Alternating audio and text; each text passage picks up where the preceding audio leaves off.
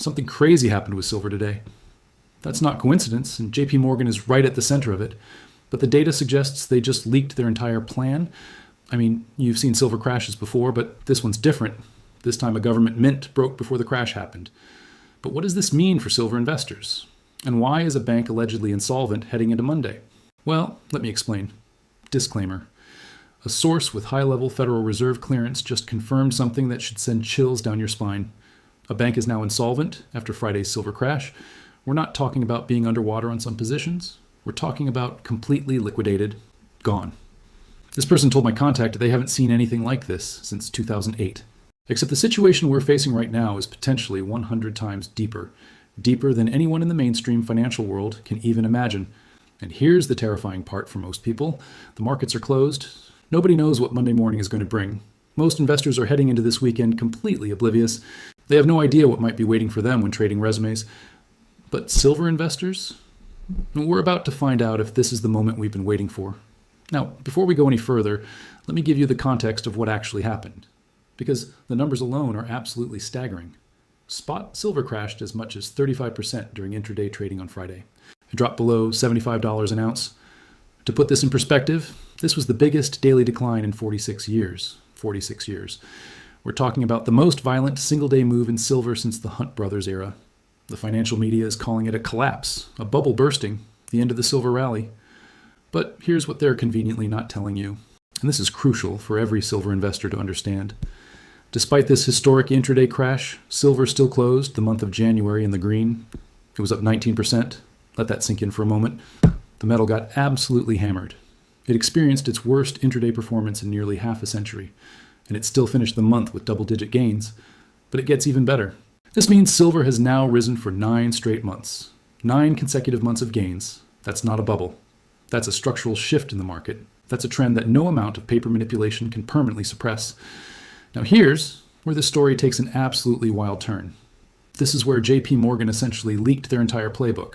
Anyone paying attention can see it. If you look carefully at the latest COMEX report, and I mean really dig into the data, you'll see something that should raise every red flag, especially for anyone who believes these markets move on fundamentals alone. Jpmorgan closed 11,959 silver short positions. They closed them at exactly $75, not around $75, not near the bottom, exactly at the bottom. At the precise moment, silver hit its lowest point and began reversing. This wasn't luck. This wasn't good timing. This was surgical precision. This was a trading desk that knew exactly where the floor was. And they knew it before the crash even happened. Think about what this means. The largest bank in America has more derivatives exposure than any institution on the planet. They closed massive short positions at the exact mathematical bottom. This happened during a 46-year historic crash, the exact moment silver stopped falling and started climbing back up. Jpmorgan was covering shorts. This is their way of communicating without actually saying anything. This is Jpmorgan's version of saying to the world, we're done suppressing silver, time to pump. Their order flow just told us everything we need to know, especially about what's coming next week. Let me know in the comments. Do you think Jpmorgan's timing was coincidence? Or did they just accidentally leak their entire plan? I want to hear what you think is happening here. This isn't conspiracy theory anymore. This is right there in the COMEX data. Anyone willing to look can see it. When the biggest player in the silver market closes shorts at the absolute bottom. And with that kind of precision, they're telling you something. They're telling you the suppression campaign just ended. They're telling you they flipped from short to long. They're telling you that $75 was the floor, and they have no intention of letting it go lower. Because they're now positioned for the upside. For silver investors, this is the signal we've been waiting years to see. Jpmorgan doesn't make mistakes in these markets. They make the markets. And their trading activity just confirmed the bottom is in. The next leg up is about to begin. But the story gets even more interesting, especially when you look at the physical silver market. While paper silver was getting destroyed on Friday, something unprecedented was unfolding in the real world. Australia's Perth Mint suspended sales. They stopped selling their 2026 Kangaroo 1-ounce silver bullion coins. This is one of the most respected government mints in the world. Now, you might be thinking, okay, a mint paused sales, so what? But here's the detail that changes everything. This decision was made Thursday morning, before the historic $25 silver crash happened. Read that again. The Perth Mint was already at the breaking point. Silver was trading near $117. They were already so overwhelmed with demand. They had to stop taking orders. They even implemented monthly allocation systems. just to ensure all regions get some stock. Their official statement to wholesalers said this: they have a large backlog of orders, and they need to pause taking wholesale orders until February 23rd. This is to clear the back orders. Think about the implications here for silver investors. If the Perth Mint was already breaking under demand pressure, that was at $117. What do you think is happening right now at $75? We're talking about a $40 discount from a level where they were already rationing supply. This isn't just increased demand. This is about to be a tsunami. Every investor who was hesitant at $117 is now backing up the truck at 75. Every person who missed the rally from 30 to 100 is getting a second chance. Every industrial user who needs physical silver is locking in supply at these levels. And the Perth Mint, a government-backed institution, is the first domino to fall, the first major mint to publicly admit they cannot meet demand. So the question every silver investor should be asking is this: which government mint is next? And more importantly, what happens to premiums when multiple mints are rationing supply? While paper prices are suppressed, this is where all these pieces start connecting into one coherent picture. And it's a picture that explains why a bank might actually be insolvent right now. Think about the mechanics of what just happened. You have massive short positions in the paper silver market. Positions that were likely taken when silver was much lower. They were betting on a return to $30 or $40. Then silver goes on a 9-month tear, climbing month after month despite every attempt to shake out weak hands. These short positions are getting squeezed harder and harder. The losses are mounting. But instead of covering, instead of taking the loss and moving on, someone doubled down. Someone believed they could break the rally with one massive coordinated slam. And that's exactly what Friday looked like. A desperate attempt to break the bull market, using overwhelming paper selling pressure. Drop a comment below and tell me, did you buy the dip on Friday, or are you waiting to see what Monday brings?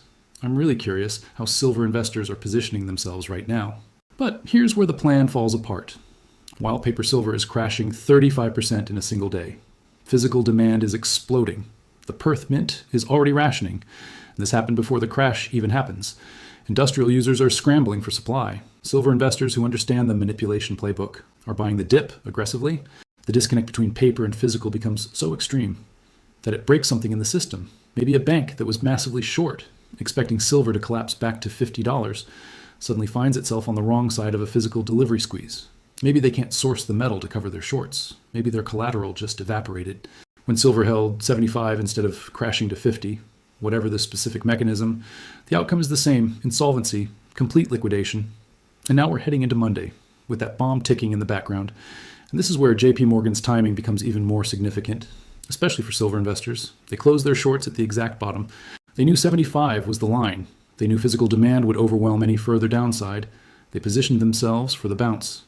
Because they have access to information retail investors don't. They can see the stress in the system. They can see which institutions are on the edge of insolvency. They can see the physical market breaking in real time. So when Jpmorgan covers shorts at the bottom, with surgical precision, they're not just making a trade. They're confirming that the manipulation just hit its limit. They're confirming that trying to push silver lower from here would break something too big to hide. They're confirming that the next move is up, and they want to be positioned correctly when it happens. The thesis that's emerging from all of this is profound, especially for anyone holding physical silver. For years, we've talked about the paper manipulation of silver prices.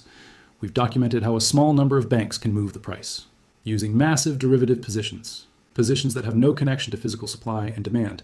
We've watched silver get slammed during thin trading hours, with coordinated selling that defies any fundamental logic. But what if Friday was the moment this system finally broke itself? What if the gap between paper prices and physical reality became so extreme that it created systemic risk? What if a major institution just found out the hard way that you can't keep shorting something when physical supply is this tight? The Perth Mint breaking at $117, a bank allegedly going insolvent at $75, and Jpmorgan closing shorts at the exact bottom. They all point to the same conclusion. The paper manipulation game just hit a wall and it can't break through it. So what does all of this mean for you as a silver investor heading into next week? First, if there really is a bank that's insolvent due to silver positions, expect some kind of intervention or bailout announcement. The Federal Reserve and Treasury Department aren't going to let a major institution collapse, not over commodity positions, without doing something. But that something usually involves printing money, providing liquidity, and creating the exact conditions that make precious metals more valuable. Second, physical premiums are about to spike hard. The Perth Mint is already rationing supply, and that was before this crash created a buying frenzy. If you're looking to add to your physical silver holdings, expect to pay significantly higher premiums over spot price, especially in the coming weeks. The discount you're seeing in paper prices isn't going to translate to cheap physical metal. Third, and this is critical for silver investors to understand, this price disconnect represents opportunity. When paper markets are selling off in panic, while physical markets can't meet demand, that divergence doesn't last forever. Eventually, price has to reflect physical reality. Eventually, the fact that government mints are rationing supply has to matter more than what some algorithm does, especially during low-volume paper trading. And when that reconciliation happens, the snapback in price can be violent and fast. We've seen it before in precious metals, and all the signs suggest we're about to see it again. Fourth, remember that, despite this historic crash, silver is still green for 9 consecutive months. The trend hasn't broken. The bull market is intact. What we just witnessed was likely the final desperate attempt to break the rally before physical reality overwhelms paper fiction. And based on Jpmorgan's positioning, based on the Perth mint breaking, based on the whispers of bank insolvency, that attempt failed. The smart money is covering shorts at the bottom, not adding to them. That tells you everything you need to know about where we go from here. The key for silver investors right now is to focus on physical metal, not paper prices. Paper silver can be manipulated down to any level, at least in the short term. Big banks can create selling pressure out of thin air, using derivatives and futures contracts, but they can't create physical silver out of thin air. They can't make the Perth Mint suddenly have unlimited supply. They can't make industrial demand disappear. They can't reverse 9 months of consecutive gains with one violent shakeout. What they can do is create opportunities, especially for those who understand the difference between price and value. Monday morning is going to be fascinating for everyone watching the silver market. Are we going to get confirmation of bank insolvency? Are we going to see emergency Fed interventions? Are we going to see more mints announcing supply constraints? Are we going to see Jpmorgan's surgical bottom picking validated? With a strong reversal? We don't know yet. But what we do know is that something significant just happened in silver, the largest intraday crash in 46 years, combined with government mints rationing supply, combined with the biggest bank in America covering shorts at the exact bottom, combined with rumors of institutional insolvency. This isn't normal market action. This is the kind of chaos that happens. It's when a manipulated market finally meets unmovable physical reality. Comment below with your prediction. What happens on Monday? Are we going to see silver rip higher, or is there more pain coming? And more importantly, which mint do you think breaks next after Perth? For silver investors who've been stacking physical metal, who understand the supply-demand dynamics, who've watched the manipulation playbook for years, this moment is exactly what we've been preparing for. The system is showing cracks. The paper price is diverging from physical availability. The big players are repositioning for the upside, and silver, despite everything thrown at it, closed January with its 9th consecutive monthly gain. The bull market in silver isn't over. It's just getting started. And if the rumors about bank insolvency are even partially true, next week might be when the mainstream financial world finally wakes up to what silver investors have known all along. This market is broken. And the only question is this: how spectacular is the break going to be, especially when physical reality finally overwhelms paper manipulation? But what is your opinion on this? Comment down below. If you're curious to find more, then make sure to click on one of the videos you see on the screen. And with that, we come to the end of this video. If you enjoyed this video, then turn on the notifications bell on this channel. Missing an important silver update might make you lose money, so don't risk it. Also, please share this video with as many people as possible. Let's get this news out there.